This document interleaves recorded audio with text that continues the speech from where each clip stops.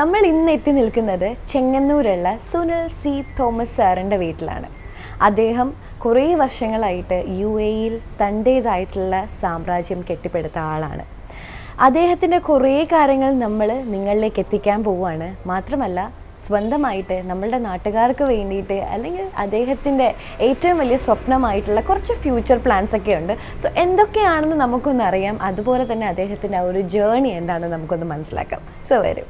Welcome sir. Thank you sir. എന്തായാലും ജീവിതത്തിൻ്റെ ഒരുപാട് കൈപ്പേറിയ അനുഭവങ്ങളൊക്കെ താണ്ടിയാണ് UAE-യിൽ ചെന്ന് സാറിൻ്റേതായിട്ടുള്ള ഒരു ഇടം കെട്ടിപ്പൊക്കിയതൊക്കെ തന്നെ.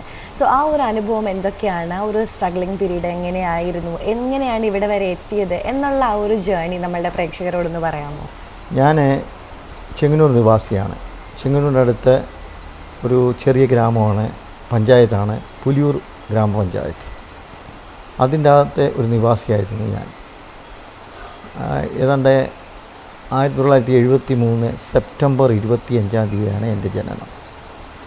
എൻ്റെ അപ്പനും അമ്മയും, അപ്പൻ ഒരു സാധാ കർഷകൻ വിത്ത് ഡ്രൈവറായിരുന്നു, അമ്മ ഹൗസ് വൈഫായിരുന്നു. ഞാൻ പമ്പ കോളേജ് മാന്നാർ, എല്ലാവർക്കും കേട്ടിട്ടുണ്ടായിരിക്കാം. ആ കോളേജ് BA എക്കണോമിക്സിന് 1 ഇയർ പോയി.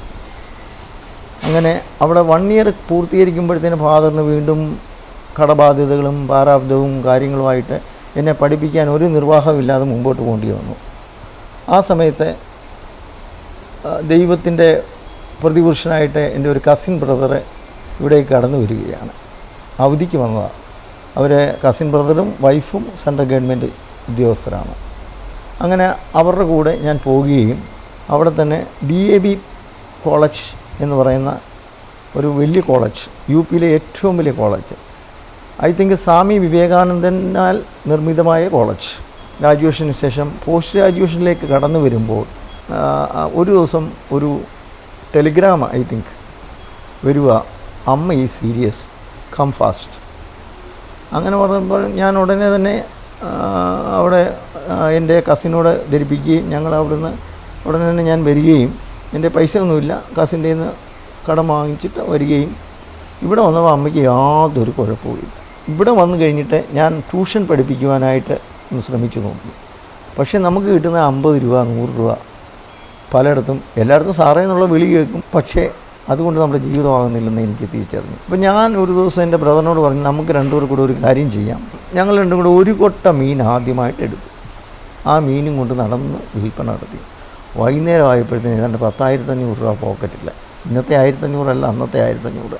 പിന്നെ ഞാനോർത്ത് ഇതൊരു വലിയ ട്രേഡ് മാർക്കറ്റാണല്ലോ എന്ന് പറഞ്ഞിട്ട് അതിനെ എസ്റ്റാബ്ലിഷ് ചെയ്യാൻ വേണ്ടി ശ്രമിച്ചുകൊണ്ടിരിക്കുമ്പോഴത്തേന് അപ്പോൾ വീണ്ടും എൻ്റെ അച്ഛൻ്റെ ഏറ്റവും സ്നേഹിതൻ, വലിയൊരു സാമ്പത്തികമായിട്ട് വളരെ ഉച്ച ശ്രേണിയിൽ നിൽക്കുന്ന ഒരു വ്യക്തിത്വമാണ്. പുള്ളിയും UAE ബേസാണ്. പുള്ളിക്കാരൻ ഇത് കണ്ടിട്ട് ഒരിക്കലും സഹിക്കാൻ പറ്റിയിട്ടില്ല. പുള്ളി ഇതറിഞ്ഞു. 2 ദിവസത്തിനകം എനിക്കൊരു വിസ കൊണ്ട് വന്നിട്ട് എൻ്റെ അമ്മച്ചി എന്ന് പറഞ്ഞാൽ അദ്ദേഹത്തിൻ്റെ അമ്മയുടെ കയ്യിൽ കൊടുക്കുകയും എന്നെ വിളിച്ച് ശകാരിക്കുകയും ഇന്ന് തന്നെ കയറിപ്പോകാൻ പറയുകയും ചെയ്തു. അങ്ങനെ 1996 ഞാൻ UAE-യിലേക്ക് കടന്നുപോയി. ആദ്യമൊക്കെ അക്കൗണ്ട് അസിസ്റ്റൻ്റ് എന്നുള്ള പോസ്റ്റിലേക്കായിരുന്നു എന്നെ കൊണ്ടുപോയത്. അന്ന് എൻ്റെ ഒരു സുഹൃത്ത് എൻ്റെ കമ്പനിയിൽ നിന്ന് പ്രിൻ്റ് ചെയ്ത വകയിൽ ഒരു 65,000 രൂപ തരാനുണ്ടായിരുന്നു. തൃശ്ശൂരുകാരനായിരുന്നു. പുള്ളി പറഞ്ഞു, സുനിൽ ഭായി, എൻ്റെ ആകെ കുറച്ച് മിഷനറി ഉണ്ട്, അത് നീ വേണമെങ്കിൽ എടുത്തു. ഞാൻ എൻ്റെ മുതലാളിയോട് ചോദിച്ചു. മുതലാളി പറഞ്ഞു, ഞാൻ ഇതുകൊണ്ട് എന്ത് ചെയ്യാൻ പറ്റും, നീ എനിക്ക് പൈസ തരുക. അങ്ങനെ ഞാൻ എല്ലാ മാസവും മുതലാളിക്ക് ഈ പൈസ ഷെയർ ചെയ്ത് കൊടുത്തു. എൻ്റെ സാലറിയിൽ നിന്ന് കട്ട് ചെയ്ത് 50% ആയി സാലറിയിൽ നിന്ന്. ഇങ്ങനെ സാലറിയിൽ നിന്ന് കട്ട് ചെയ്ത് കൊടുത്തു. ഈ സാധനം കൊണ്ടുവന്നിട്ട് വേറെ എൻ്റെ ഒരു സുഹൃത്ത്, ഷാർജയിലുള്ള എൻ്റെ ഒരു സുഹൃത്തിൻ്റെ ഗോഡൗണിൽ കൊണ്ടുവന്ന് ചുമ്മാതിട്ടു. പക്ഷേ ഇതിൻ്റെ അന്ന് എനിക്ക് ഇതിനെക്കുറിച്ച് പിന്നെ ഞാൻ സ്റ്റഡി ചെയ്ത് ഇതുകൊണ്ട് എന്ത് ചെയ്യാൻ പറ്റും, നമുക്ക് എന്ത് ചെയ്യാൻ പറ്റും. പക്ഷേ അതായിരുന്നു ഷാർജയിലെ ആദ്യത്തെ ഡിജിറ്റൽ യൂണിറ്റ് എന്ന് പറയുന്നത്. അതിനെ അങ്ങനെയാണ് ഞാൻ ഐഡിയൽ സൺ അല്ലെങ്കിൽ ഐഡിയൽ ഗ്രാഫിക്സ് എന്ന പ്രസ്ഥാനം ഷാർജയിൽ ആരംഭിക്കുന്നത്. അങ്ങനെ ഒരു യൂണിറ്റായി ഐഡിയൽ ഗ്രാഫിക്സ്. സെക്കൻഡ് യൂണിറ്റ് ഞങ്ങൾക്ക് സപ്പോർട്ടീവായിട്ട് ഞങ്ങൾക്ക് ഒരു പ്രിൻറ്റിംഗ് പ്രസ് വേണം. അൽബാസിൽ പ്രിൻറ്റിംഗ് പ്രസ് LLC എന്ന് പറഞ്ഞൊരു കമ്പനി ഞങ്ങൾ ബൈ ചെയ്തു. അവിടുന്ന് പിന്നെ ഞാൻ വേറെ ഒരു യൂണിറ്റ് തന്നെ തുടങ്ങി, അൽബസ്മ ഗ്രാഫിക്സ് എന്ന് പറഞ്ഞത്. അത് സെയിം നമ്മുടെ ഐഡിയൽ ഗ്രാഫിക്സിൻ്റെ ഒരു സിസ്റ്റർ കൺസേണ്. അവിടുന്ന് പിന്നെ അൾറോള ഗ്രാഫിക്സ് എന്ന് പറഞ്ഞ ഒരു ഫേമിനെ ഞാൻ അത് 1970-ലോ 75-ലോ എങ്ങാണ്ടുണ്ടായ രൂപീകരിച്ച ഒരു കമ്പനിയാണ്. ആ ലൈസൻസിൻ്റെ പേര് ഞാൻ പർച്ചേസ് ചെയ്തു, വലിയ എമൗണ്ടൊക്കെ കൊടുത്തു. പക്ഷേ കസ്റ്റമറോ കാര്യങ്ങളോ ഒന്നുമില്ലായിരുന്നു. അങ്ങനെ അൾറോള ഗ്രാഫിക്സ് എന്ന് പറഞ്ഞ ഒരു കമ്പനി ഉണ്ടായി. അവസാനമായിട്ട് ഞാനിപ്പോൾ ഇങ്ങനെ പ്രശ്നങ്ങളിൽ നിന്ന് കരകയറുമ്പോൾ എനിക്ക് ദുബായ് 2020 ജോബ്സ് കിട്ടുക. ദുബായ് 2020 അറിയാമല്ലോ, വേൾഡിലെ ഏറ്റവും വലിയ ഇതായിരുന്നു, എക്സിബിഷനായിരുന്നു. അപ്പോൾ അതിൻ്റെ മെയിനായിട്ടുള്ള പല കാര്യങ്ങളും ചെയ്യുവാനായിട്ട് എനിക്ക് അവസരങ്ങൾ ലഭിക്കുകയും ഞാനത് ചെയ്യുകയും അതിൻ്റെ അച്ചീവ്മെൻറ്റ്സും എനിക്ക് ലഭിക്കുകയും ചെയ്തു. ഇതിനിടയിൽ ഈ ശാരീരികമായിട്ട് ഞാൻ ഈ കോവിഡിന് ശേഷം വളരെയേറെ വീക്കായിപ്പോയി. ഏകദേശം 15 കിലോ എൻ്റെ വെയിറ്റ് തന്നെ ലോസായി.